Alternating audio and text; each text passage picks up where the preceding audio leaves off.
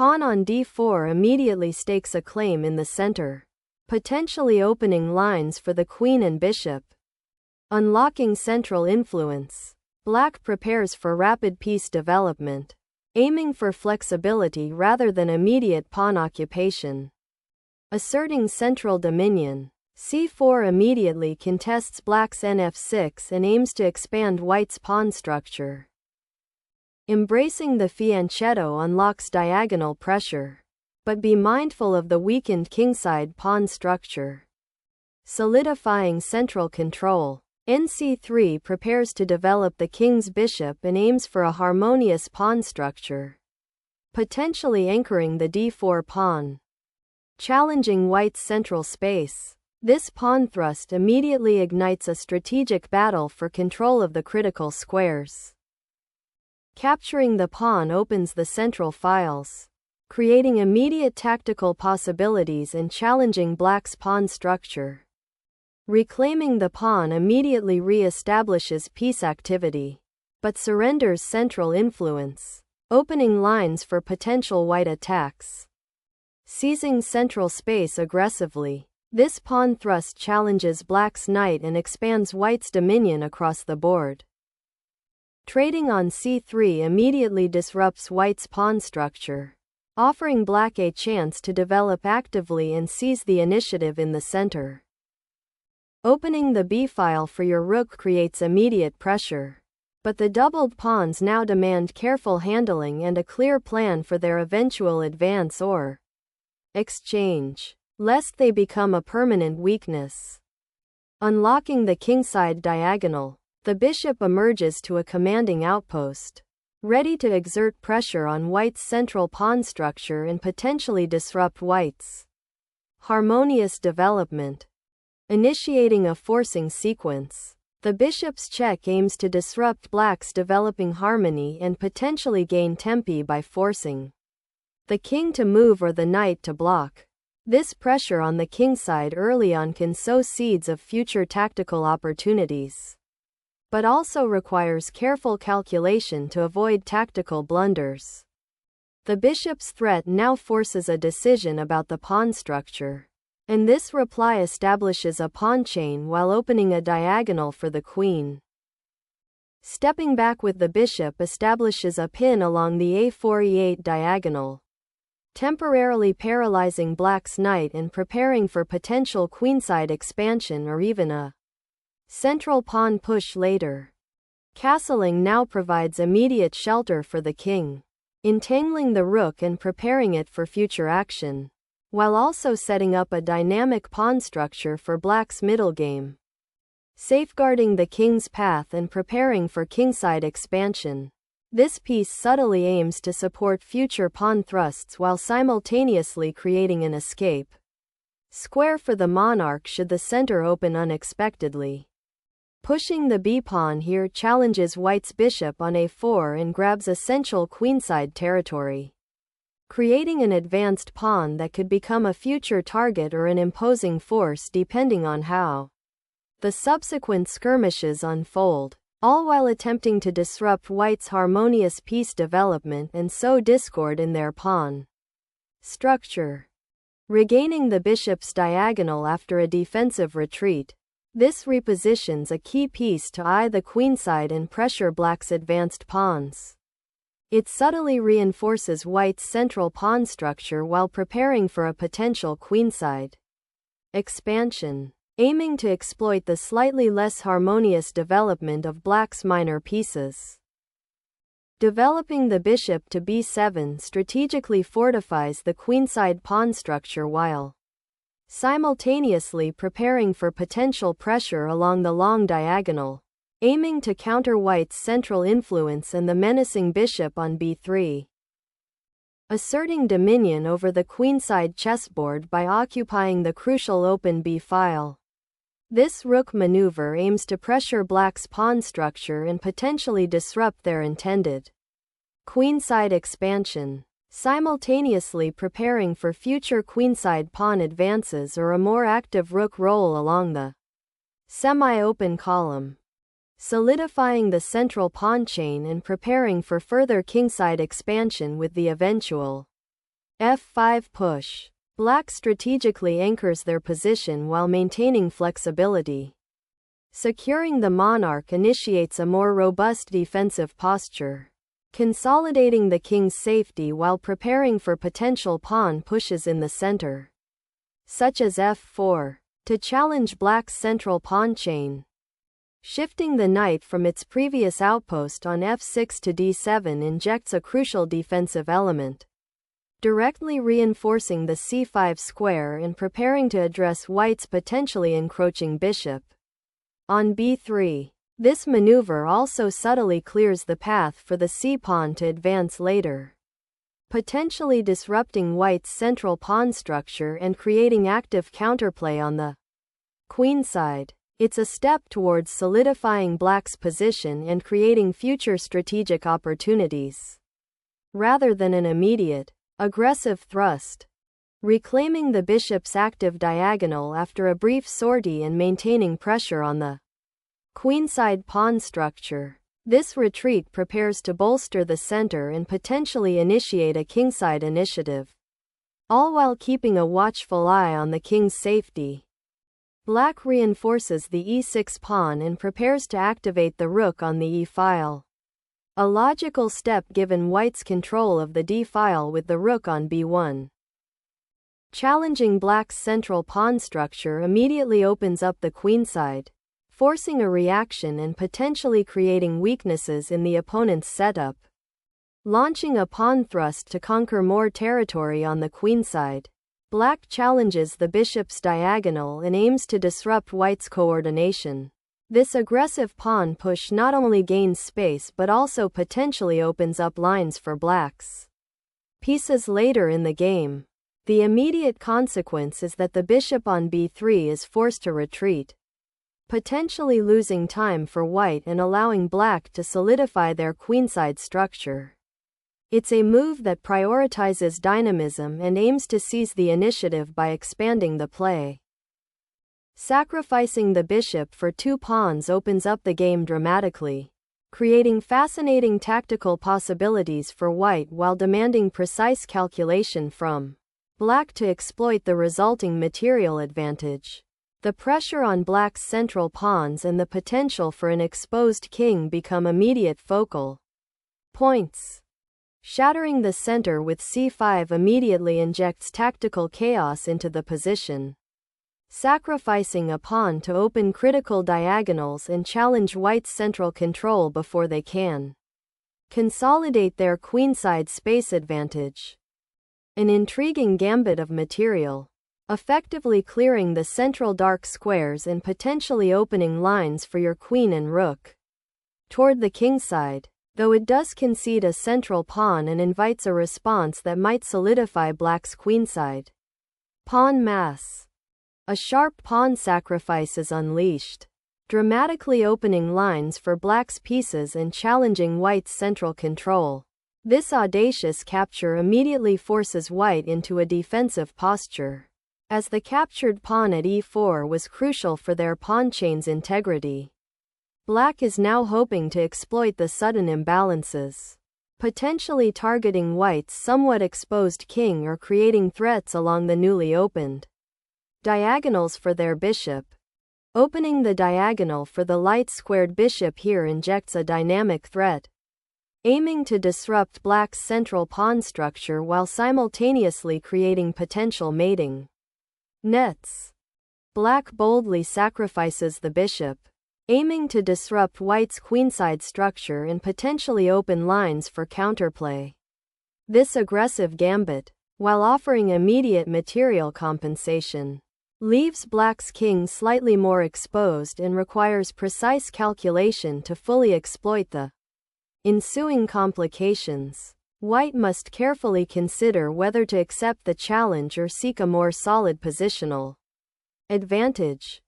Capturing that bishop on b1, a swift rebalancing of material, immediately creates a fascinating imbalance where white has two bishops against black's rook and pawn. Now, the focus shifts dramatically to black's king safety, as that lone rook on the a-file is much less menacing than the open diagonals the bishop pair could exploit. White's central pawn structure is also looking a bit more solid after this exchange, offering better scope for their remaining pieces.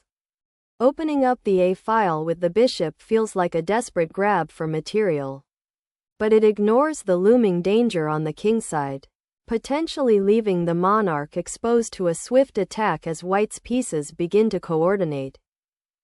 Reclaiming the sacrificed bishop with bxe8 injects a sharp positional element, forcing Black to acknowledge the loss of tempo and a queen trade on an unfavorable square, potentially opening the kingside for White's remaining pieces. Black's queen stepping onto the e8 square aims to recover the sacrificed bishop and re-establish material balance, but it exposes the king to potential threats if not handled with extreme care. White's pieces are becoming quite active on the queenside, and this queen maneuver must be closely monitored for any tactical repercussions. Establishing central dominance, the queen now eyes the queenside, potentially unblocking the c-file for future operations while simultaneously defending the vulnerable bishop on a4, setting up a multi-pronged pressure campaign. Initiating counterplay along the b-file now seems to be the primary objective, aiming to leverage the open lines and potentially disrupt White's pawn structure or piece coordination. A bold maneuver. This bishop retreat seeks to reposition for a later assault on the queenside pawn structure, though it momentarily abandons the central fight and invites further kingside pressure. A bold decision to reclaim the sacrificed piece. But does it adequately address the looming pressure on the queenside? Black prioritizes material recovery, aiming to simplify and neutralize White's initiative. Yet this action might leave their own king feeling a touch exposed in the center as the open files begin to assert their dominance. The queen now boldly ventures into the enemy's half, eyeing the rook on a8 and simultaneously bolstering the pawn chain on the queenside, creating a complex web of potential threats and forcing Black to carefully consider defensive measures. With the rook now tied to the queen's defense, Black's queen embarks on an adventurous foray, aiming to disrupt White's carefully constructed pawn chain and potentially isolate the beleaguered bishop. This active repositioning forces White to confront the immediate tactical threat of the queen, penetrating the queenside, creating a dynamic imbalance and shifting the focus from White's previous initiative to Black's counterplay. An immediate threat to Black's rook on a8 emerges, disrupting its coordination and forcing a reaction. Recognizing the looming threat on the d1h5 diagonal and the exposed nature of White's queen, Black initiates a counter-maneuver to disrupt White's coordination and exploit the overextended queen. This move cleverly repositions the rook to contest the open c-file, creating immediate tactical possibilities and forcing White to address the pressure. The underlying idea is to capitalize on the awkward placement of White's bishop on a5 and the king's potential lack of shelter, aiming to untangle Black's pieces and initiate a more active phase of the game. Securing that weak dark square outpost with the bishop provides a crucial defensive anchor, preventing further tactical penetrations down the queenside and reinforcing the pawn structure. Reclaiming material and disrupting White's pawn structure forms the core of Black's current strategy, aiming to simplify into a potentially favorable endgame with an extra pawn. Reclaiming the open c-file now becomes paramount for White, aiming to neutralize Black's sudden pawn surge and prevent further piece entanglement around the g2 square. A bold repositioning of the bishop, seeking sanctuary from the aggressive pressure and aiming to participate in the queenside counterplay, though it leaves the kingside slightly less defended. Unleashing the queen's full power, White aims to exploit Black's slightly disorganized pieces and potentially create mating threats or win material. The intention is to put maximum pressure on the black position, particularly near the king, and to force black into difficult defensive decisions. This assertive queen sortie may also be preparing for an eventual breakthrough or a rapid pawn advance in the center or queenside, depending on black's reaction. Shifting the queen to the queenside launches a daring positional gambit, seeking to disrupt white's newly established central authority and initiate counterplay along the open A file. However, this aggressive redeployment leaves the kingside slightly exposed and could potentially lead to a swift tactical breakdown if white can effectively exploit the weakened pawn structure. Initiating a queen trade now is a shrewd decision, aiming to simplify the position and leverage white's better pawn structure, particularly the connected passed pawns that will soon emerge on the queenside. This move fundamentally shifts the game towards an endgame where white's material advantage on the kingside and central pawn majority will become increasingly decisive. Black's pieces, while currently active, will struggle to find constructive squares once the primary attacking avenues are closed. Unleashing a piece from its cramped position, black embraces the newly opened diagonal, aiming to disrupt white's coordination and gain active play in the center. Activating the knight towards the center.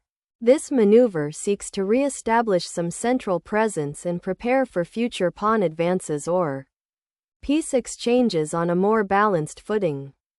The bishop repositions itself, seeking active squares and potentially creating a battery with the queen on the long diagonal, aiming to disrupt white's pawn structure and exploit any immediate weaknesses.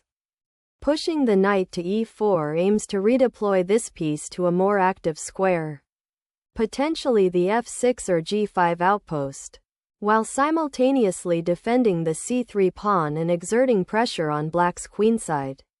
It signals white's intention to transition from the current tactical skirmish towards a more positional struggle, seeking to exploit any weaknesses in black's pawn structure or coordinate an attack on the king if an opportunity arises. This maneuver also prepares to contest control of the d-file should it open further. A fascinating repositioning, bringing the bishop back from its foray, now aiming to shore up the c6 pawn and potentially create opportunities on the queenside or support a kingside advance later. Sharpening the knight's reach. This maneuver aims to dislodge black's centrally placed bishop and simultaneously prepare for a potential rook lift down the f-file. A crucial repositioning of the bishop, shifting it from a passive defensive post to a more active one, eyeing potential weaknesses on the kingside and supporting a future central advance. Initiating a redeployment, the knight ventures to f3, seeking a more active post and subtly reinforcing control over the central squares which have been contested intensely. This maneuver prepares to contest the d4 square, potentially setting up a future attack or offering support for a pawn push, while also ensuring the king remains adequately shielded from any immediate tactical incursions. Down the weakened e-file. A strategic repositioning of the bishop, seeking out more active diagonals and potential influence over the central squares as the game evolves towards its endgame. Unlocking the knight's potential. This maneuver redirects the knight from a passive square to a more assertive central outpost, threatening to infiltrate black's weakened kingside and exploit the open diagonal towards the exposed king. Unleashing this pawn offers a crucial breathing room for the black king, addressing the lurking danger of potential discovered attacks and aiming to reposition the knight to a more active square. The knight repositions to a central outpost, a maneuver that feels more about positional maneuvering and potential endgame transitions than immediate tactical fireworks. Notice how the knight on d7, after the sequence of exchanges, found itself a bit hemmed in. By jumping to d7, white aims to free it, offering more mobility and potentially setting up future advances or defensive retreats. Think of it as giving the piece more breathing room and better access to the central squares. Consider the long-term implications. A more active knight can exert pressure on black's structure, perhaps targeting weaknesses that are not immediately apparent. This is about subtly improving white's piece activity and creating options for the next phase of the game. It's a patient approach, building pressure piece by piece.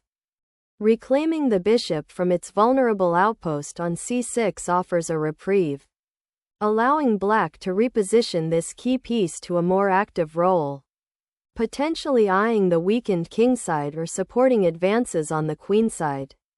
Pushing the knight to b8 opens a surprising tactical vista, aiming to disrupt black's carefully constructed pawn chain and potentially trap the bishop on a6. A strategic retreat, preparing to contest the important central squares and potentially launch a pawn break on the queenside after consolidating the bishop's awkward position. Unleashing a pawn's final push towards promotion creates a tangible threat that demands immediate attention, forcing black to divert resources to its defense and potentially disrupting their coordination.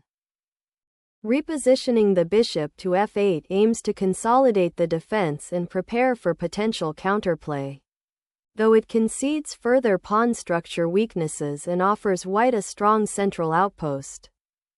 Puncturing the fianchettoed bishop's diagonal offers a welcome simplification, trading off a potentially tricky piece for a more manageable material situation and opening a clear path for your knights to become more active. Shifting the king from the dangerous open file into the nascent fortress of pawns. Black seeks to consolidate their material advantage and prepare for the inevitable endgame battle. The previously compromised king, having escaped capture, now finds a haven, and its safe placement is paramount to realizing black's winning prospects. This repositioning is a quiet, yet crucial, step in the complex dance of maneuvering pieces and optimizing pawn structures to transform a material edge into a tangible victory. The focus shifts from immediate threats to long-term strategic positioning, unleashing the passed pawn's full potential now that the king is anchored, forcing black's pieces into an even more restrictive posture, unleashing the pawn's potential to disrupt white's carefully constructed defensive wall. Black signals an aggressive intent to fight for central space. Unlocking the c-file for a decisive push hinges on this maneuver, aiming to disrupt black's pawn chain and create immediate threats on the 7th rank. Embracing the c7 pawn's potential, this squares off the king and prepares to unleash the passed pawn's power across the board.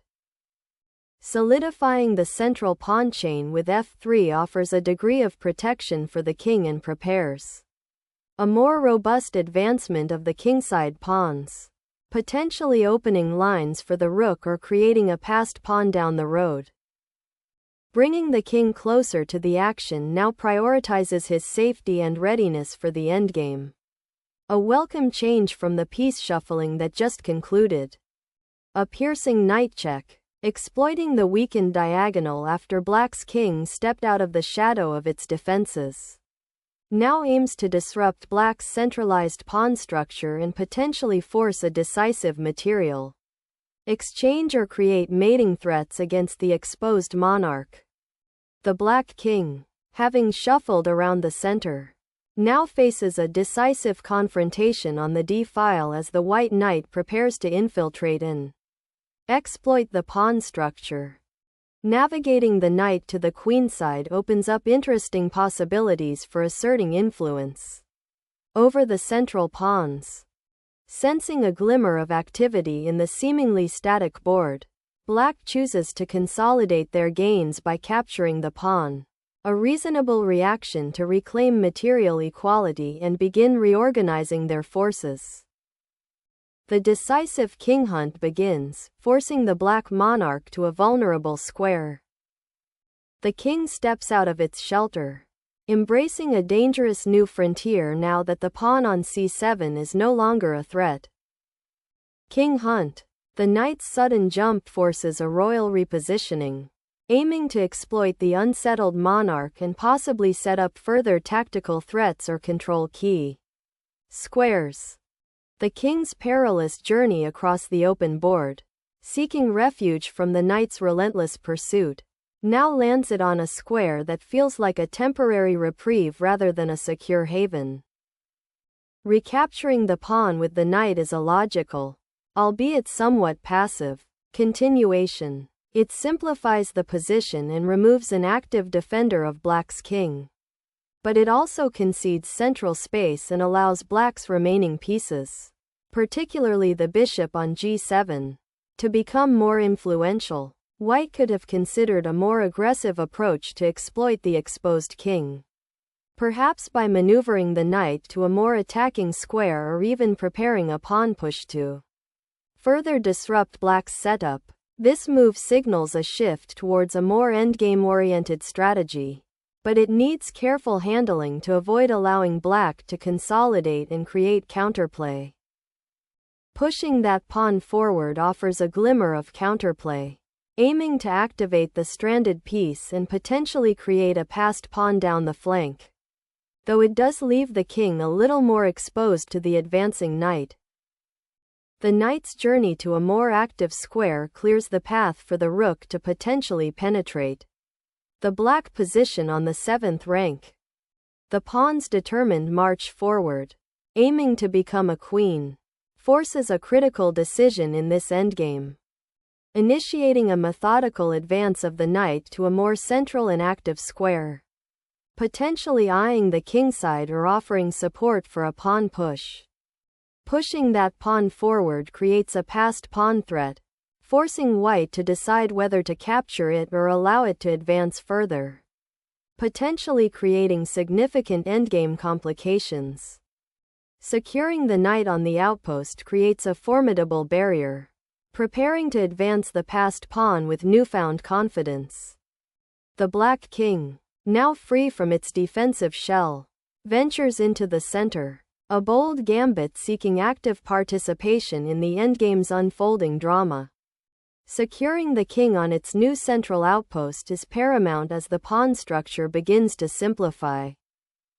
Stepping into the thick of the action, Black's king bravely ventures towards the center, aiming to become an active participant in the unfolding endgame, rather than remaining a passive target for the enemy knight.